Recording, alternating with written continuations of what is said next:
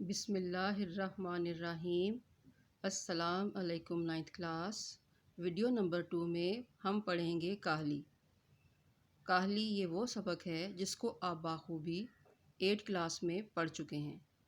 اسی وجہ سے آپ کو کاہلی کے حوالے سے مختصر کام دیا جا رہا ہے۔ پہلا کام آپ کا ہے کاہلی کا خلاصہ، اور دوسرا ہے اسی سبق سے آپ نے 15 سوالات شارٹس لے کے اس کی معروضی بنانی ہے، یعنی ایم سی کیوز۔ ٹھیک ہے، خلاصے کا پیٹرن ون سے اگین آپ دیکھ لیں۔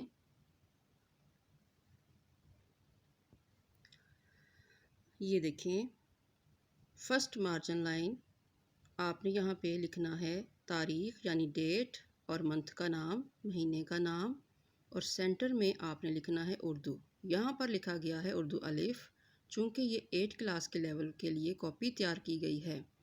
آپ نے الف نہیں لکھنا۔ آپ جانتے ہیں کہ 8 کلاس میں اردو کے 2 حصے ہیں، اردو الف اور بے، جبکہ آپ کی کلاس میں ایسا کچھ نہیں، آپ صرف اردو لکھیں گے۔ پھر اس کے بعد لیفٹ ہینڈ پہ مارجن لائن لگانا مسٹ ہے، اور وہاں پہ آپ نے دن کا نام لکھنا ہے جس دن آپ کام کر رہے ہوں۔ سیکنڈ لائن پہ آ جائیں، عنوان سبق لکھیے۔ کاہلی اس کا نام لکھ لیا، عنوان لکھ لیا، مصنف سر سید احمد خان، اور دین آپ لکھیں گے خلاصہ۔ ٹھیک ہے، خلاصہ جو آپ کا ہے وہ یہاں سے شروع ہوگا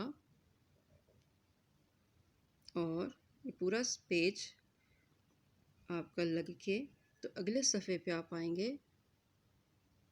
ٹھیک ہے جی، کوارٹر پیج یہاں سے آپ کا استعمال ہوگا خلاصے کو مکمل کرنے کے لیے۔ جسٹ چونکہ خلاصہ ہی ہوتا ہے تو اس کو آپ نے مختصر بیان کرنا ہے، اس پر حاشیہ بڑھا چڑھا کر لکھنے کی ضرورت نہیں ہے۔ ٹھیک ہے، حاشیہ نہیں چڑھانا آپ نے خلاصے پر۔ دوسرا کام اس سبق کے حوالے سے حصہ معروضی ہے۔ اس کے لیے آپ صفحہ کیسے ریڈی کریں گے، یہ دیکھیں۔ ویسے ہی مورخہ کا مطلب تاریخ ہے، ڈیٹ ہے۔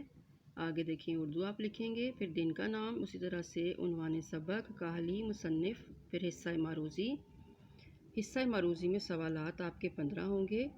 ٹھیک ہے، اس کے آگے کا صفحہ بھی استعمال ہوگا جب آپ کے یہ سوال پورے ہوں گے۔ اب سوالات آپ نے کہاں سے لینے ہیں، اس کے لیے آ جائیں اپنے سبق پر۔ سبق کا پیج، اس کا رائٹر والا پیج، یہ دیکھیں، مصنف سر سید احمد خان۔ رائٹ ہینڈ والی جو ڈیٹ ہوتی ہے وہ آپ کی مصنف کی پیدائش کی ڈیٹ ہوتی ہے، جبکہ لیفٹ ہینڈ والی جو ہے وہ وفات کی ڈیٹ ہوتی ہے۔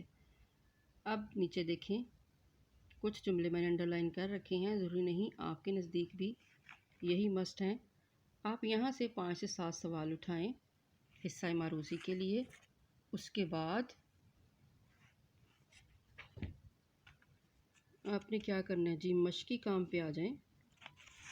مشق میں آپ کا یہ دیکھیے دوسرا سوال ہے، سبق کاہلی کے متن کو مد نظر رکھ کر درست جواب کی نشاندہی کریں۔